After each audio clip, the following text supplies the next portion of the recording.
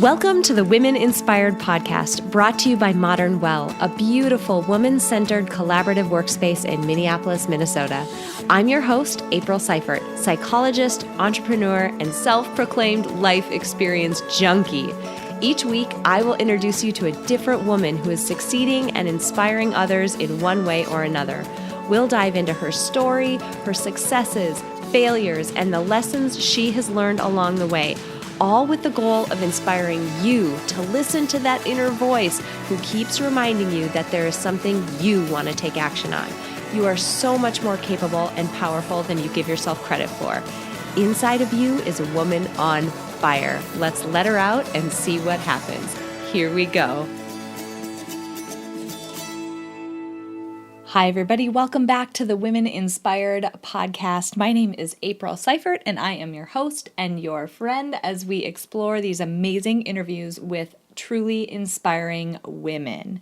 Now, this week's guest fits that bill, and she has a powerful message to share with us about how to intentionally create the life and businesses that we want.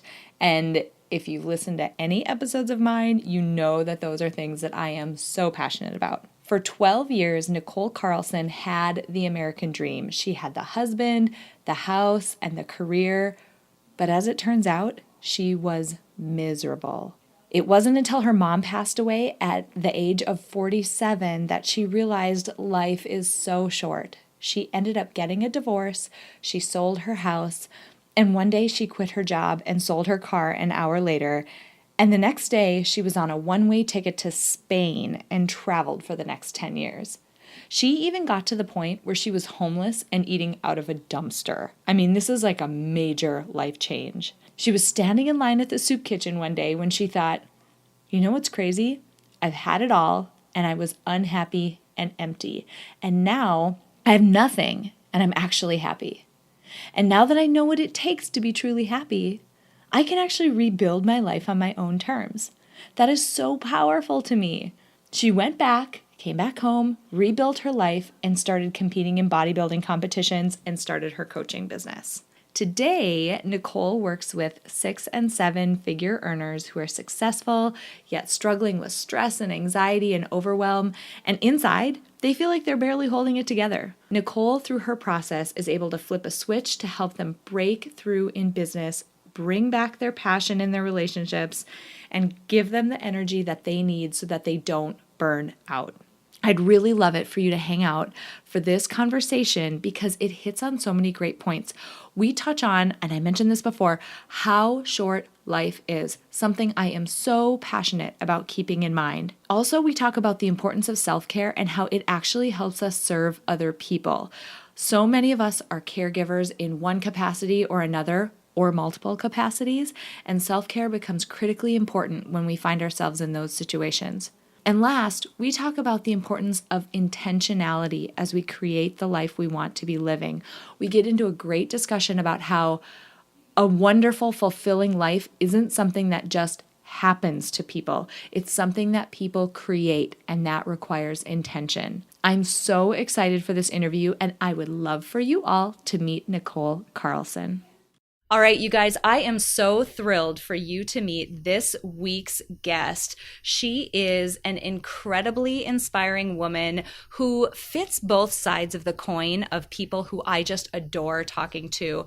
On one side of the coin, our guest this week has an incredible, just personal history of experiences in life that have helped shape the way that she thinks about the way she lives and the work that she does, and just her approach to how she lives her life, which I just adore. And if you've listened to me in the past, you know that this is right up my alley. On the other side of the coin, this week's guest has an amazing wealth of practical knowledge to share with us about how we can really live up to our fullest potential and live the best life possible. And so I'm just thrilled. I'm so excited to introduce all of you to Nichole Carlson. Nichole, welcome to the podcast. Thank you so much for having me today, April. Oh my God, I'm so thrilled that you're here. I was reading through your background and I was just getting more and more excited as I learned more about you. This is just going to be an awesome conversation. On that note, help us get to know you a little bit. Like, help us get to know all of the relevant nuggets of your background that might help us understand how you got to where you are today. Sure, April. Oh gosh, it's been such a journey. Well, when I was in my 20s, I was, I followed the American dream. I went to college. I did everything you should do. I got out of college and got my MRS degree, which is getting married right out of college. And so I had the degree and the husband, and I had a software engineering career. And and we got a house, and from the outside, everything looked perfect. But on the inside, I was craving so much more. And I felt like I was always busy and running and trying to maintain this lifestyle that was so unfulfilling. And the problem was I didn't know what I needed to be happy and what I was wanting and craving, because if it looked like I had it all and I didn't feel fulfilled, what was going to make me feel fulfilled? What was going to make me happy if these things weren't making me happy? And so I felt really guilty for having these feelings, and because of that guilt, I push these feelings down for a very, very long time because I thought that I could manage. I thought that I could just work through it. I thought that I just needed to get over something. And so I was in that relationship for about 12 years. And near the end of that 12 years, my mom called me and said that she got cancer at 47. And that was huge for me because she spent the last year of her life talking about all these things that she really wanted to do. And I looked at my life and thought, oh, I can't stay in a situation that I'm not happy in because life is so short. And so after she passed away, I ended up getting a divorce and selling the house. And because I had pushed down these feelings of emptiness and just wanting more for so long, that wasn't enough. That I still needed to do more. And so I ended up just quitting my job one day. I sold my car an hour later, and the next day I was on a one-way ticket to Spain. Oh my gosh. Yes. And I was terrified. I was terrified. But the feelings of pain that I had suppressed and said, I was fine, I was okay for so long, because I had suppressed those feelings, the pain was so great that it was less scary for me to leave that way than it was for me to stay with the pain that I had just sat with. And so I traveled on and off for a really long time. During that time, I ended up in England, and I ended up being homeless and actually eating out of dumpsters for about a month. And I realized I had this realization that, there was a time in my life before this when I had it all, when I had everything, and I was so desperately hungry for more and longing for that intimacy and that passion and that joy and that happiness. And now I was here standing in line in a soup kitchen with near nothing, and I was completely happy and fulfilled. And I realized that knowing how to be happy, knowing how to finally be happy and fulfilled with nothing, I could go back and build my life the way I wanted, with this foundation of being happy.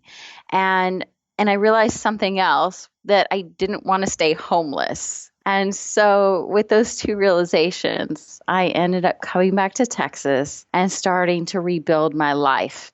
And that is what made all the difference between my life now and my life back then, is that fulfillment, that happiness, and that joy. Oh my gosh, that is an incredibly powerful journey.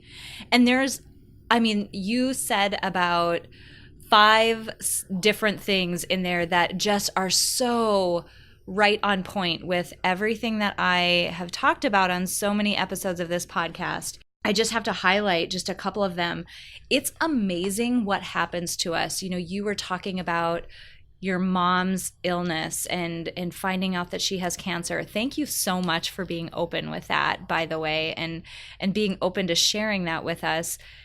Those experiences can be obviously some of the worst in our life, but also some of the most transformative. So, really, I've talked with people recently, people who have lost loved ones recently, about how when you've been in that experience and you've lost somebody incredibly close to you, it's almost as though you've gone to the Matrix and come back, and you can't unknow what you learned. So you've seen how finite and short life is firsthand. I mean, in your face, you've realized how short and finite life is. And it's really hard to come back to real life without that impacting you. Did you find that? I did. I really did. It was really hard after she she passed away, and I realized that I had been living this pretend life, and I was safe and in all the ways that it seems like I would be safe, but on the inside I felt so unsafe and so unfulfilled. And it was this huge wake up call. And it's really weird to experience it because, you hear these stories about life being short. These people have these realizations. Either they have some kind of experience themselves where they get cancer, or their loved one gets cancer, or something happens, and it's this traumatic awakening inside of them, and then everything changes because they realize what's really, really important. And I think until you've experienced some kind of loss or some kind of event like that, you can't really understand the depth of that truth. I totally agree. Yeah, I totally agree. And yet at the same time, I wish it didn't require that for people to go through. I wish, because on the other side of it, again, it's an awful experience to go through, whether it is you yourself being diagnosed with something or watching a friend or family member or close loved one of some sort go through a difficult experience.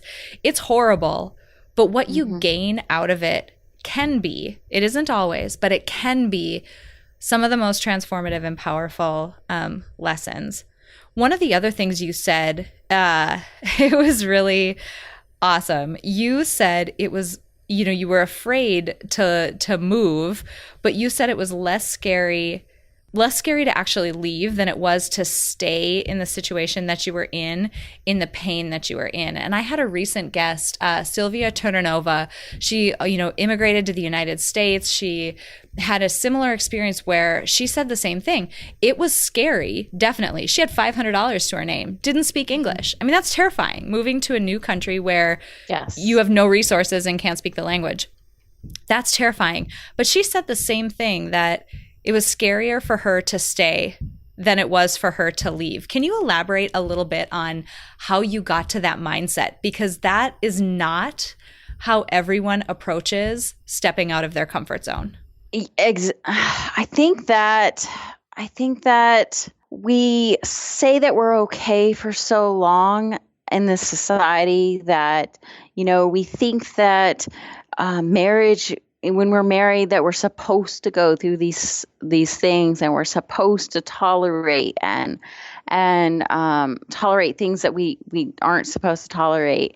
And I'm not saying like be unsupportive, but I'm saying there's a level that we self-neglect, and there's a level that we self-neglect. And when we do that, we create this inner pain, and it builds up. And you see this all the time with, we kind of have this thing as like mothers, as wives, as maybe coaches, people who give so much. And the thing is we have to be careful not to self-neglect when we are in those type of roles of giving. And when we when we do self-neglect, we have all these feelings that we need to do something with, and we end up pushing those down for so long. And it really causes us a lot of pain. And we say that we're fine for so long that that pain will build up. And when it finally does come out, when something triggers us enough, then we move. And, that's happened, for me to move out of, my marriage, and it happened for me to move out of my software engineering career and build this business. So I've had those kind of things where I had so much pain that I had to move. And it's unfortunate that we have to wait until we are in that much pain, because we keep saying that it's not that bad. But we do this all the time. And I think it's just kind of this human nature to stay in this safety zone, or what seems to be safe or familiar, before we actually allow ourselves to take the step that we know we should have taken all along. God, that is so true. And it's funny because sometimes it can feel indulgent. I don't know what better word to use. Indulgent, to allow ourselves to have space and margin and take care of ourselves and take those feelings seriously and really give yourself the time to work through them and understand them really well and whatever. And it's not an indulgence. I mean, this is some basic stuff, because you're right. When you're in a role, whether it is someone's spouse, whether you're someone's caregiver, whether you're someone's parent, whether it is something where you're giving a lot in your job, which a lot of us do, regardless of what our jobs are, it is like basic care and feeding of yourself. Like, you are the product ultimately that you're bringing to those relationships, and you need to take care of yourself, because there's nothing left for you to give to anybody else. And you end up in that situation that you described where things get to a critical point and you just can't anymore. Yeah, exactly. I think that we've seen our parents, give so much. They wanted so much for us, and that's great and all, but we carry on that pattern in our own lives where we're just giving and then self-neglecting and trying to give it all away. And when we do that, we can't give to our full extent. We can't really love 100% because we're not loving ourselves. We're not taking care of ourselves. So when we think about taking care of ourselves and loving ourselves, then we naturally take better care of other people, and we're not giving away ourselves, because we are working from that overflow of the care we have given to ourselves and the love that we have given to ourselves. And so naturally, everyone around us is taken care of because we have first loved ourselves. Totally agree. Oh my gosh, totally agree. And the last thing I want to highlight from just, what you had mentioned, and I think this will be an interesting springboard into where you're at now.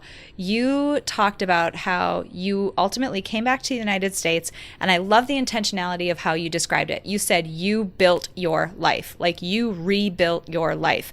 Building is not something that accidentally happens. Like, there's not a field out there and a building all of a sudden accidentally appears there. Someone looks at that and says, hey, I think a building for this purpose belongs there, and plans are laid, and people, intention is put into that process. And so I'm curious about you coming back to the United States and building this life, and what that looks like now, and how that process was for you. Oh, April, I spent so much of my life just doing what I was told and not really exploring who I was. And the traveling helped to a degree, but I didn't know who I was in one place, because I'd never really, I grew up an Army brat, so I'd never really been in one place then. And then when I came back to Austin, I had to figure out who I was as somebody that was in one place. And so I ended up doing a lot of exploration. I took I took improv lessons, I took dance lessons, I took drum lessons, I took guitar lessons, I took Spanish lessons.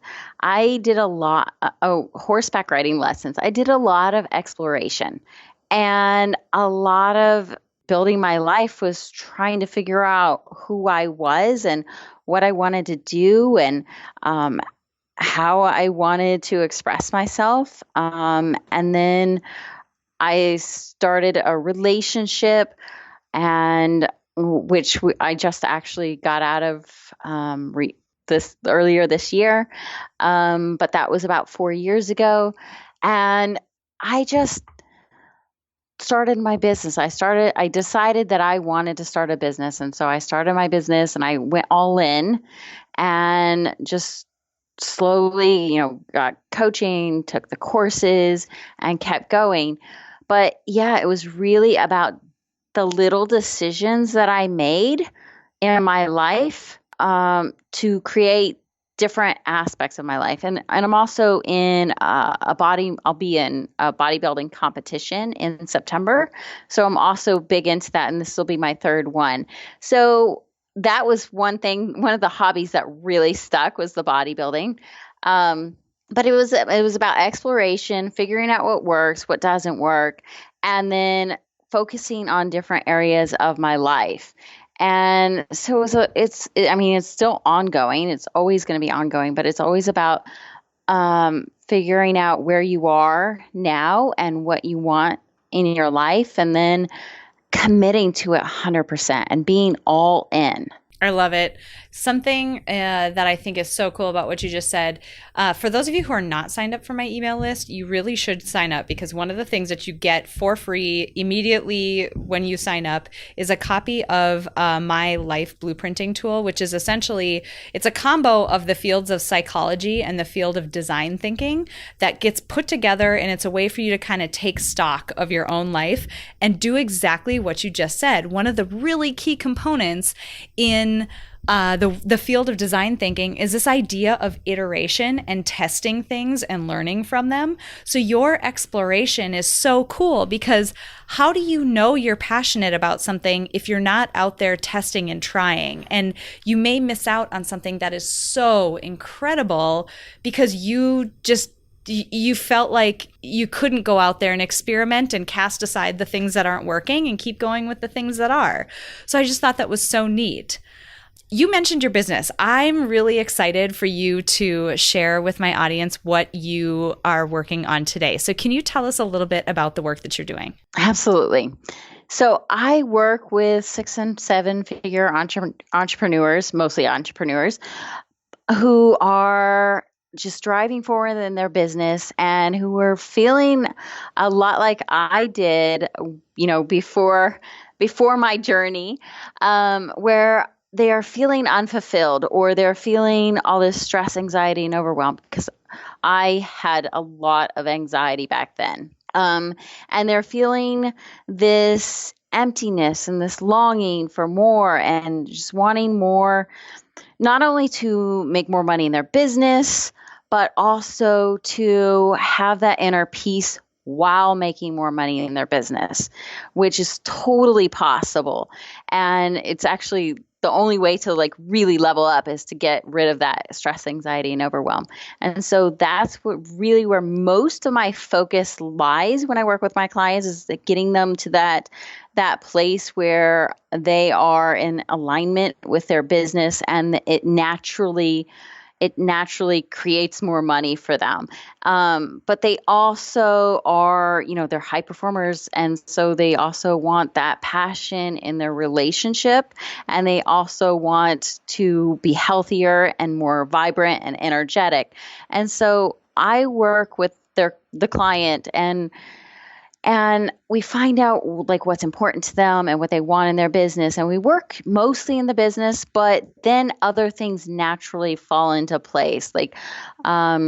Their relationship improves, their relationship with their children improves, and their health improves. And we may not even talk about health at all, but they'll naturally, because of the work that I do, and because I go into the patterns that they're stuck in, and I help them. I help them break those patterns and help them create new patterns or new habits.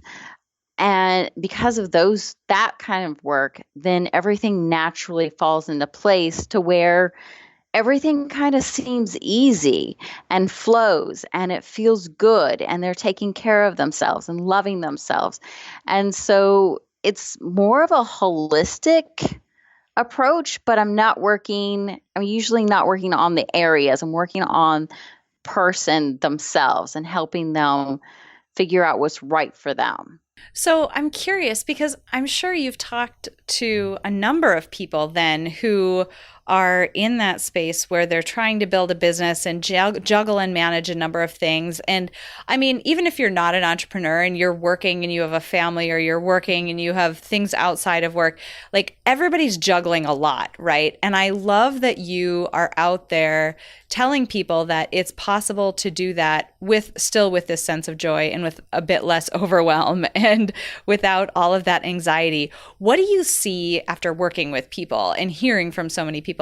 What do you see, or do you see any commonalities in what people bring to you when they're first clients? Like, what's causing all of this? Oh gosh. Yes. Most of the time. And I'm going to say this, and it's going to be almost unbelievable, especially in our, probably the people that are listening to this, they have a plan for their life. They have this, idea of what probably a business plan, but they don't know what they want. And what I mean by that is what their heart wants and what they want on a fundamental level. It's not really, outlining the house that they want or the vision board, but it's more of, it's kind of everything. It's kind of like what they want in their relationships and their relationships need to look like, and what they want for their health, like specifically what they want and what's going to work for them. And so if you know what you want, which is so hard, it sounds like really easy, but it really is hard. If you know what you want, then you can, go after that. And most of the times we're suppressing these feelings. See, we're suppressing these feelings so much, and we're saying that we're okay, that we never figure out that we're not okay and that this is not what we want and we want something different. Like my story, where I was suppressing those feelings for so long, and I honestly had no idea what would make me happy. I knew I wanted to be happy, but I didn't know what that was. And I think a lot of us find ourselves in that place where we're trying to please other people. We have a family, we have children, we have, clients, coworkers, or, whatever, all these people that we need to please, but we forget to come back inside and figure out basically what we want. So I think it all comes down to what we want. I mean, I've talked to all sorts of people, people at the top of their game, and people who are just starting their businesses, people who need to lose weight, or they think that they need to lose weight or they're going to die. They're going to be the next in their family to die. I've helped people with that. And all these people, no matter the person that I've worked with, they don't know fundamentally what they want. I totally believe that. I mean, just the notion that you mentioned of other people's expectations, or maybe their assumptions or plans for us, there's definitely a path that you're supposed to follow, right? I mean, you experience that when you get out of high school, and then you go to college, and then you get out of college, and then you get married, and then you get married, and then you have this career, and then you work your way up the corporate ladder, and that's what you do, right? I mean, that's the really common path. And if that is truly what makes you happy, that's wonderful. It Yes. absolutely is. But how does somebody start to tease out? Because it is difficult. I mean, other people's voices and other people's expectations start to sound like our own when we've been hearing them for so long. We assume that what we're hearing from other people must be what we want. So, how do you help people tease that out and get at, like, if somebody's listening to this and they're like, I'm feeling some of this weird friction. How do I figure out what it is that I really want? How do you help them do that? So, sometimes I just to have them take breaks and just basically sit with themselves. But I help them tune into their emotions.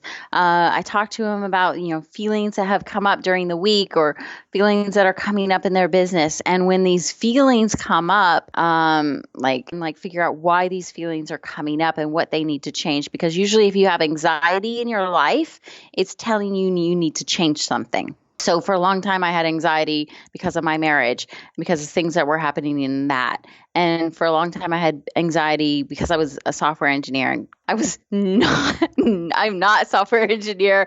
Like, that is not my calling.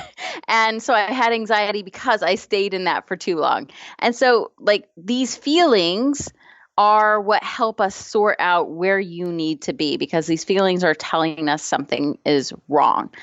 And so I help them by slowing down, which is so difficult to get people to slow down, but also by sitting and listening to their feelings and then working out why these feelings are coming up and then what's really going on. And then I notice patterns with people. So if they have a problem that is so big and they're like always talking about this problem and always trying to solve this problem, it's usually because it's something else. So this problem is covering up something else. So I was coaching a guy who wanted to stop drinking. And it was like he was always talking about drinking and how he wanted to stop drinking and how it was a big problem. And he was really making it into a bigger problem in his head and, with me than it really was. And I told him that, you know what, you don't actually want to stop drinking. So let's go on to like the next thing, because if you stop drinking, it means you have to figure out your life. And he was like, yes. So he was actually afraid of figuring out his life because he had such big ambition and big dreams and big goals, and they were scaring him. So he was dealing with this other problem that he kind of made into a big problem, but it wasn't really the problem. So a lot of times we do things that keep us busy, like create problems or, just stay busy.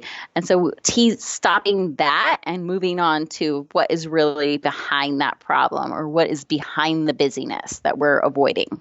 Totally. It's interesting because, you're talking about getting people to really recognize those emotions and be really clear on what those are. Something I say to people a lot when I'm talking to them about some of these hard issues is, you can lie to me. I don't care. You can put up a front and lie to me. I'm nobody. I'm just like one person out there in the world who's interacting with you. You can lie to anybody else in the world. That's totally fine. But about these types of things, at least tell yourself the truth. Like, at least ask yourself the hard questions and tell yourself the actual answer to them. Whether it's an extremely painful answer, it doesn't matter.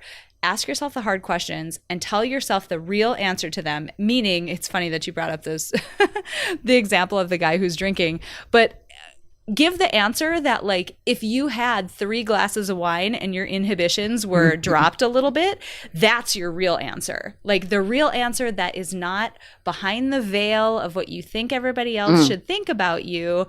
The 3 glasses of wine in, that person who gets emotional when they actually answer the question, at least tell it to yourself, because that kind of starts the chain reaction of, okay, now that I've admitted this, I'm not sure that I can live with it any longer. Let's try to figure out how to make some progress. But man, it's hard to get to that point where we'll even admit it to ourselves. I'm going to say this because I think that a lot of, I think most everyone that listens to your podcast is a woman. But here is one of the things that I have noticed with myself and my clients is once a month, the truth comes out every month like Oh, clockwork. man. When you get emotional, you start talking. Like I have a friend of mine that every month she calls me, she complains about her relationship, and this has happened for years. And I'm like, I'm not going to coach you because you're my friend and you don't want that, because I know she doesn't want that. But so these things come up every single month, and the things that come up every single month that you're frustrated with and that are creating patterns of anger are the things that are going to come up at the end of like for me at the end of of my marriage. So these things that come up every month are the things that you need to listen to. And it sucks, but it's the truth, just like the wine. So every month you have these things. So I know that this is, it's the truth for me, and I've seen it happen. So Yeah, absolutely.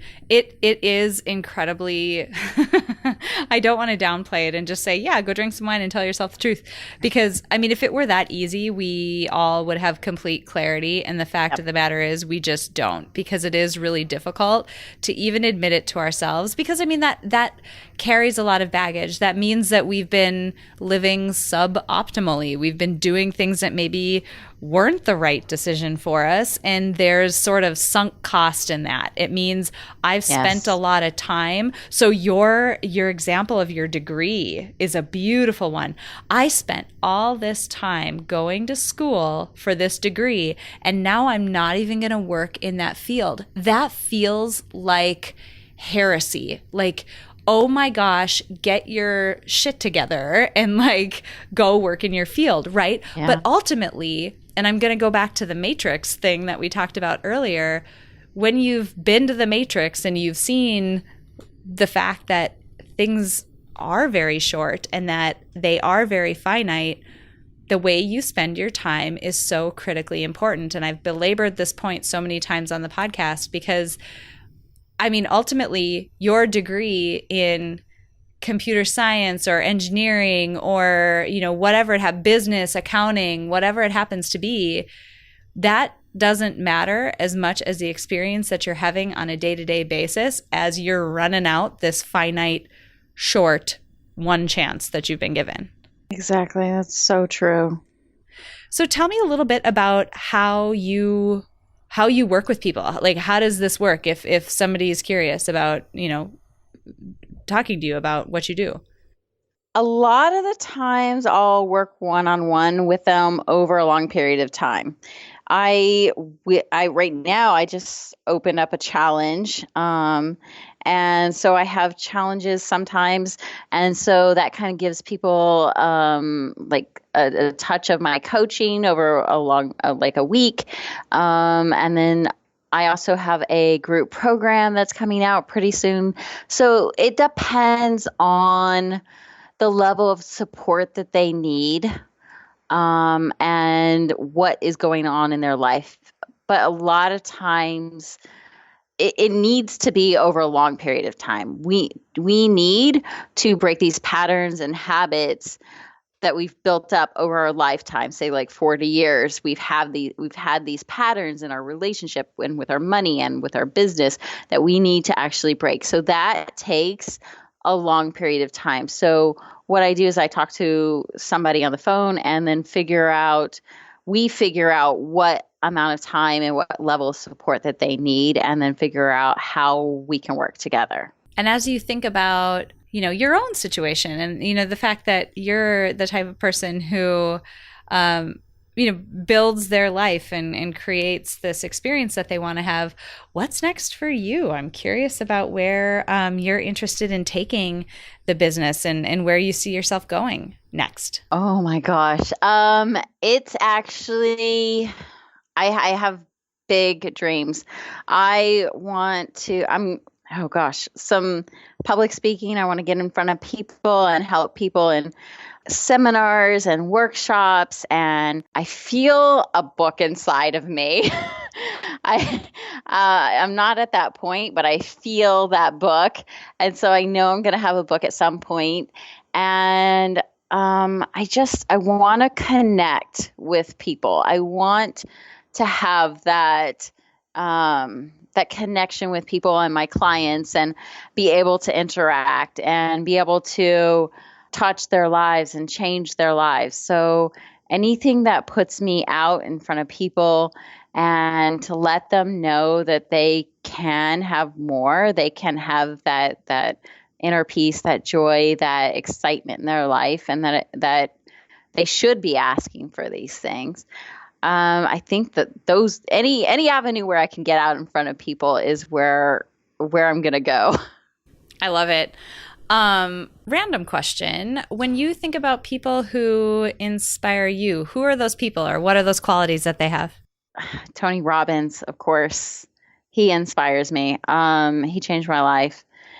Um, People that have like high integrity, people that are doing it for doing the work for the love of other people and for to give back, and people who also have a story to tell, who have been through something and that they care from that point of their own pain and they have turned that around. Totally get it. I totally get it. So I guarantee that people are going to be really interested in all the work that you're doing. Give us a little bit of a roadmap on where we can find you. Sure. I'll send you a few links to put under the show notes. But my website is NicholeCarlson.com, and I have a webinar on there right now on how to 10x your life and get the passion you crave. I also have my personal Facebook that I use for business. I do a lot of Facebook Lives on there, and I also have a business page where I have a show that I have guests on, kind of like a podcast, but it's video format, and that's Flip the Switch. And those are the three main areas. And then, that's it. Awesome.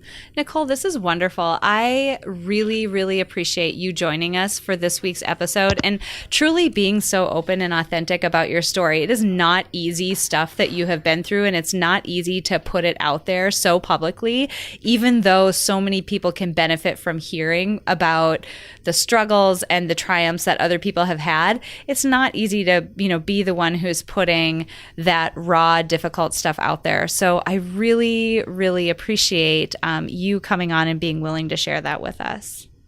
Of course. Thank you so much for having me. Before I let you go, I actually have to ask you one more question, though.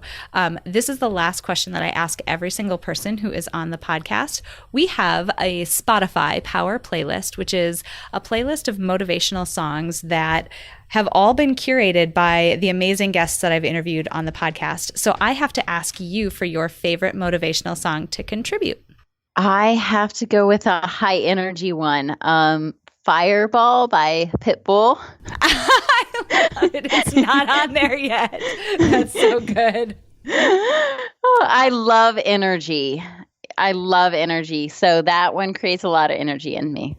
That's so awesome. Oh my gosh. Nichole, this has been wonderful. I so have appreciated just getting to know you and your backstory. And I'm really excited about the work that you're doing. I mean, truly, the place that you're coming from is something that I very well understand for myself. So I really appreciate it. Thank you so much for having me.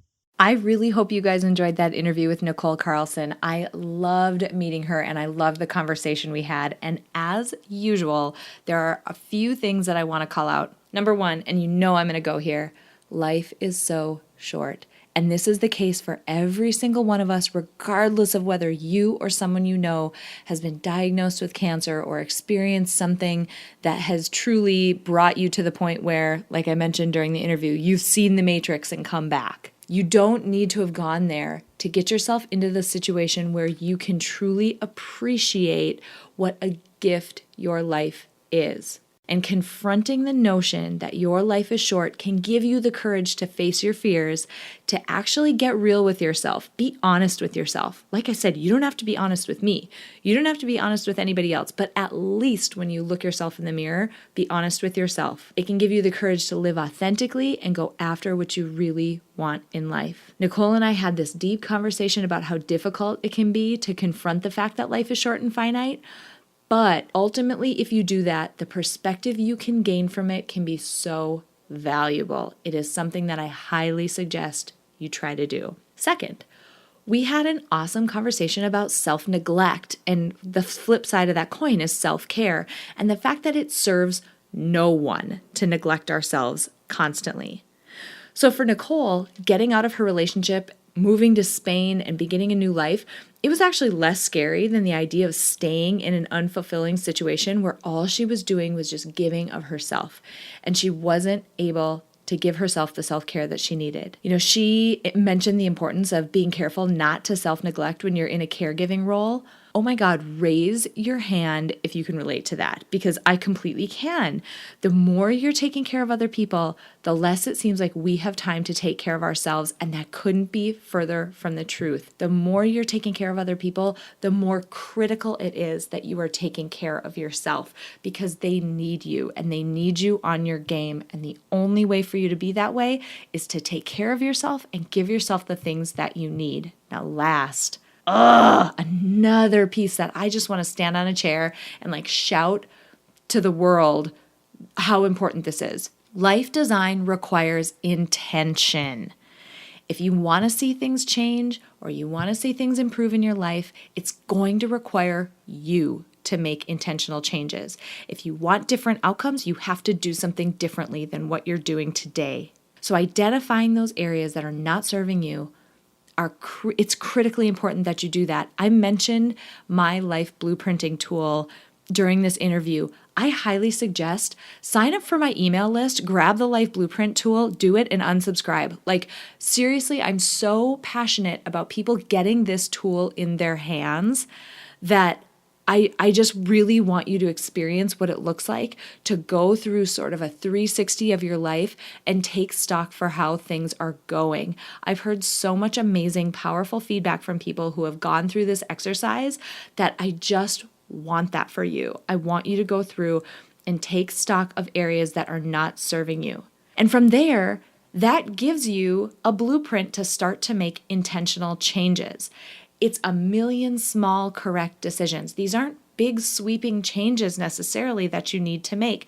It's small tweaks, small adjustments that start to re-steer you in the direction that you want to be going in.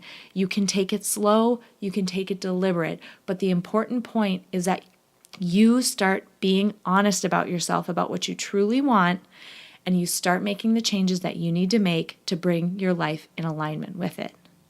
Before we close out today, I want to say thank you to my producer, Cameron Hill, and to my incredible sponsor, Modern Well. If you want to learn more about how you can reach your goals in a one-of-a-kind work-life community, visit www.modernwell.co. If you enjoyed this episode, please share it with someone else who might benefit from this inspiring message. And if you have a moment, click the link in the episode description to leave me a rating and a review on iTunes. It would mean so much to me.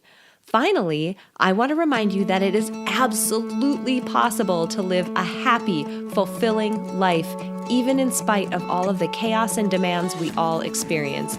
Sign up at aprilseifert.com to gain access to tools that will help you do just that. I have carefully created and curated a set of tools that combine the powerful fields of psychology and design thinking to help you intentionally create a fulfilling, happy life you love. Thank you so much for joining me this week, and until next week, stay inspired.